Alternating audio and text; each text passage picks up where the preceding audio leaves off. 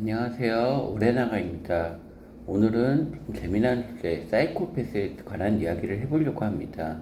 사이코패스, 요즘 TV나 영화에서 많이 나오죠. 범죄 영화가 많이 나오다 보니까. 그렇다면은, 과연 사이코패스에 대해 진실이 무엇이고, 오해가 무엇인지, 이런 것에 대해서 이야기를 해보려고 합니다. 제가 일단 정신과 전문의도 아니고 범죄학 전문은 아니기 때문에 사실 많은 공부를 하면서 그 교과서적인 내용을 가지고 이야기를 하려고 합니다. 첫 번째, 사이코패스는 살인마다? 맞는 말은 아닙니다. 사이코패스의 성향을 가진 사람들이 많은 연쇄 살인범들이라든가 살인마들에서 나오기는 하지만은 그렇다고 사이코패스라고 해서 다 살인마는 아니에요. 왜냐? 사이코패스는 전 인류의 1% 정도를 차지한다고 하는데 그렇게 따지면 우리나라 인구의 5,500만의 1%, 55만 명이 살인마라는 얘기인데 말이 안 되죠. 그렇게 따지면 아마 살아남은 사람들도 별로 없고 교도소가 많이 모자르겠죠. 그래서 살인마 중에 사이코패스의 성향을 가진 사람들이 많긴 하지만은 그렇다고 해서 사이코패스가 살인마는 아니다라고 이야기할 수 있습니다.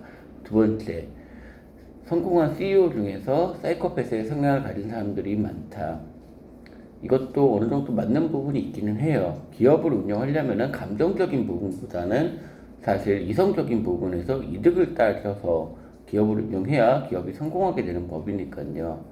그렇다고 해가지고 모든 기업인들이 다 CEO들이 사이코패스란 얘기는 아닙니다. 그리고 이제 TV에서 많이 보다 보면은 의사나 변호사 같은 그런 직업에서 이제 성공한 사이코패스들이 나오는 경우들이 있는데, 물론 그럴 수가 없다고는 얘기할 수는 없겠지만은 사실은 힘들다고 봐야 됩니다.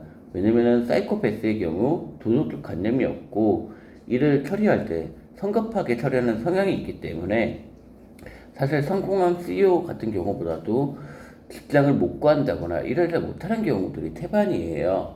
그래서 성공한 사람들 중에서 사이코패스 나올 가능성보다는 사실은 사회 약자층에서 사이코패스 나올 확률이 더 높다는 거죠. 실질적으로 우리나라에서 양형을 받은 뭐 조두순 같은 사람들이라든가 아니면 유영철 같은 사람들, 이런 사람들이 성공의 CEO라든가 아니면은 의사나 변호사 같은 사람들이 아니잖아요. 대부분의 체포되는 살인마들을 보게 되면은 그렇게 성공한 직업을 못 가진 경우들이 대부분입니다. 근데 왜 드라마나 영화에서는 성공한 사람들을 사이코패스로 만드느냐? 그게 흥행이 되니까요. 사람들이 생각을 할 때 연쇄살인마라 그러면 머리가 좋아야 될 것 같고 법에 걸리지 않아야 될 것 같은데 사회에서 성공하지 못한 사람들이 그렇게 할 수 있을 거라고 생각하지 않으니까요, 대부분. 그래서 실질적인 현실에서는 성공하지 못한 이들에서 사이코패스가 더 많다. 성공한 이들에서 사이코패스가 없진 않지만은 그렇다고 다 살인마가 되는 건 아니다. 사실 사이코패스의 정의를 보게 되면은 감정적으로는 타인의 감정을 공유할 수 없고 그렇다고 해서 규범을 모르는 건 아니에요. 다만 자신이 했을 때는 그것이 인정이 되고 남이 했을 때는 안 된다는 그런 개념을 가지고 있는 것입니다. 아마 이 얘기를 들으시면은 딱 떠오르는 단어가 하나 있을 거예요. 내로남불. 예, 맞습니다. 내로남불을 한다고 해서 모든 사람이 사이코패스는 아니지만은 내로남불이라는 단어는 사이코패스를 표현하기에 딱 적절한 단어라고 봅니다. 나는 되고 너는 안 되고 나에게 이득이 되기 때문에 나는 할 수 있고 너는 하면 안 된다는 거. 아까 말씀드린 것처럼 사이코패스가 도덕적 규범을 모르진 않습니다. 다만 그들이 느끼기에는 그 도덕적 규범이라든가 법적 규범을 지키기보다는 그로 인해서 얻는 이득, 쾌락이 더 높고 그렇기 때문에 본인들은 진행을 한다는 겁니다. 사이코패스가 그렇다면 기부나 이런 걸 하지 않을까?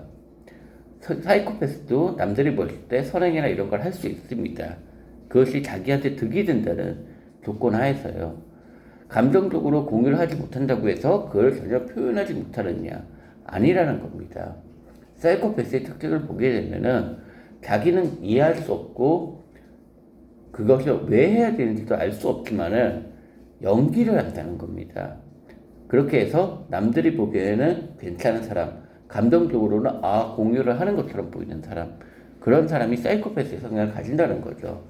다만 자기에게 득이 되지 않을 거라고 생각한다면 바로 말을 바꾸고 바로 다른 행동을 한다는 겁니다.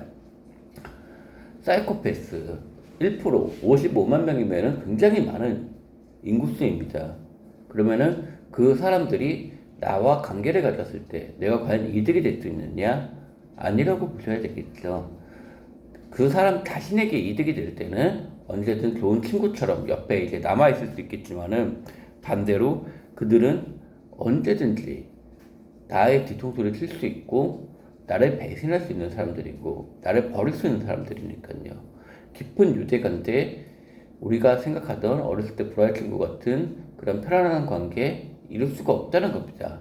아무리 깊게 지내왔고 친하게 지냈다고 생각을 하더라도 그 사람들은 언제든지 나를 배신할 수 있는 사람들이라는 거겠죠. 배신이 제가 말씀드린 것 때문에 이 단어 때문에 혹여나 특정 정당이라든가 정치권을 생각하시는 분이 있으시다면 그런 걸 염두에 두고 제가 얘기한 건 아니기 때문에 오해는 하지 않으셨으면 좋겠습니다. 하나 기억을 해주세요. 사이코패스 피하자. 그러려면은 내로남불을 피해야 된다. 물론 아까 말씀드린 것처럼 내로남불이 모든 사이코패스는 아니겠지만은 그런 사람들은 사이코패스의 특성을 가지고 있을 가능성이 높다.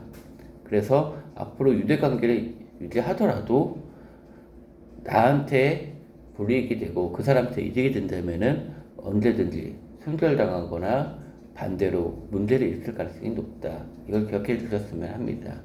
오늘 간단하게 사이코패스에 말씀드렸고요.